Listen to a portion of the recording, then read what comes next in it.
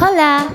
So now that you know the disparity among those three camps, guys, let us talk about now what does this camps offers. So the first two camp, the enhancement camp and the consolidation camp, are more on enrichment activities, while the intervention camp focus more on remedial classes. So it will be held on a face-to-face modality with a maximum of 35 learners in the class.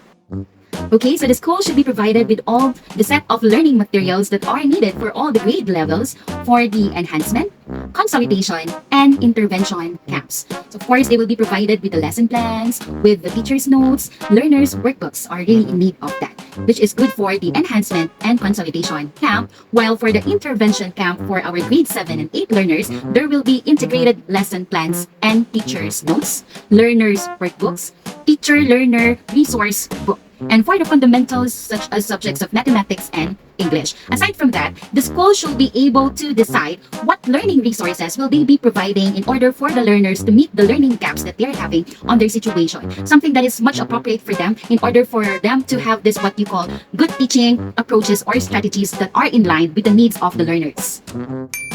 San Matias National High School will be offering the consolidation camp. So let us talk about how will it be giving the components or how the lesson components will be administered. Okay, so they will be administered for about 45 minutes. Lesson component number 1 will be about 5 minutes. Lesson component number 2 will be about 10 minutes. Lesson component number 3 will be about 5 minutes. Lesson component 4A, 4B, and 4C will be about 25 minutes. And lesson component number 5 if it's still needed. So the learners will be receiving a certificate of completion so that they will be able to feel that they are having this satisfaction as well, that they had finished the requirements of the camp.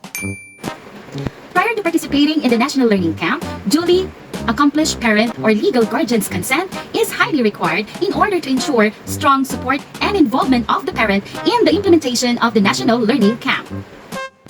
Okay, so let's talk about the guiding principles of the NLC. Why do we have the National Learning Camp? Number 1, every learner has the right to learn. Indeed, learners are having their rights, so it should be given.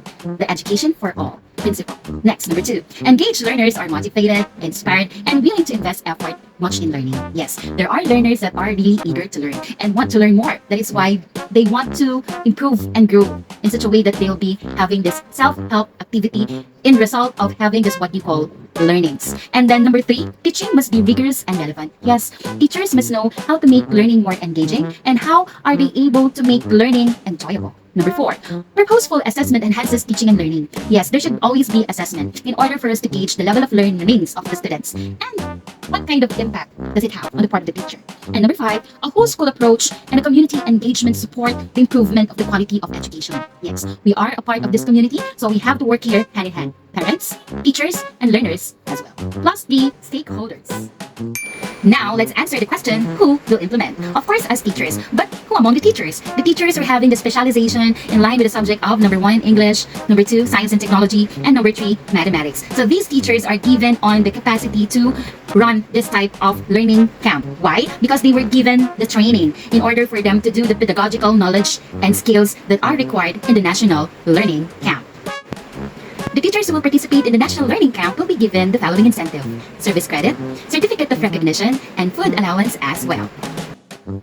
Advocacy and information campaigns for NLC shall be carried out during the last quarter of every school years to raise awareness and mobilize support from the local government units or LGUs, from the Parents Teachers Associations or the PTAs, from the School Governing Council or SGC, and from the non-government organizations or NGOs.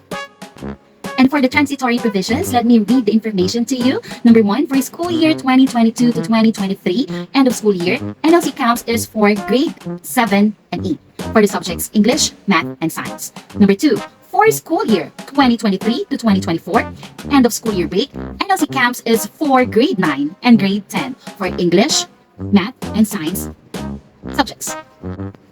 Grade 1 and Grade 3 for reading and mathematics, remediation camp in all grade levels shall continue to be implemented. Number 3, for school year 2024 to 2025, end of school year break, NLC camps shall be implemented in all grade levels for grade 1 to 6, reading and mathematics, and for grade 11 to 12, English, Science, and Mathematics. And number 4, for the succeeding school years, NLC shall be implemented in all grade levels and learning areas. Thank you for watching. I hope you have learned from our topic today. So this is Ma'am Catherine K. Good day. Hola!